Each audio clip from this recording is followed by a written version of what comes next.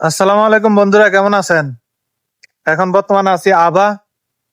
চারের পাশে কিন্তু পাহাড় আর পাহাড়। পাহাড়ের একদম নিচে চলে আইছি। আর এমন জায়গায় আইছি, আর এমন টাইমে আইছি, মানে কইতেছে যে এখন আর খালি করব না। তো আমি কইলাম যে এখন যে আইছি আমি এই শুনশান জায়গার ভিতরে, আমি এই রাতটা কাটাবো কেমনে? এই ভয়ানক জায়গার ভিতরে একদম মানে কি কমু, নিজের কাছে এখন এই দিনের বেলা এই টাইমটার ভিতরে আমার ভয় লাগতেছে। আর এই রাতটা যে পার করবো, পুরে আতঙ্ক। দেন না, আশেপাশে পাহাড় আর পাহাড়, একদম নিরিবিলি জায়গার ভিতরে আয় পড়ছি।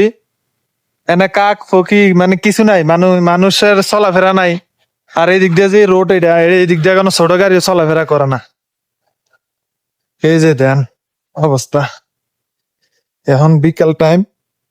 আমি কইছি যে দেখ, যেমন হোক চা নাস্তার পয়সা দেবো, গাড়িটা খালি করে দে। আমার এনে থাকা সম্ভব না এই রাত পর্যন্ত, রাত থেকে মানে এখন থেকে তো সকাল পর্যন্ত।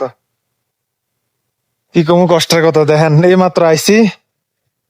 আর নো এন্ট্রিও থাকে, নো এন্ট্রির কারণে মনে করেন যে আটকে গেছি, এই কারণে আইতে পারি নাই। 12টা থেকে 3টা পর্যন্ত নো এন্ট্রি চলে, আইতে পারি নাই। এই কারণে মনে হয় 3টার দিকে টান দিছি, এই মাত্র আইয়া পৌঁছাইছি আর কি লোকেশনে।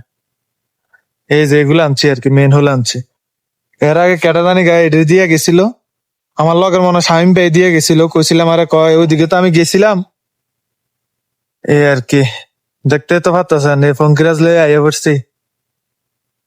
ভাই এমন এমন জায়গা যাই ভাই, একটা মানে কি কমু, অন্য একটা লোকেশনে ঢুকে গেছি, যাই দেখি গাড়ি ঘুরানো কোনো জায়গা নাই।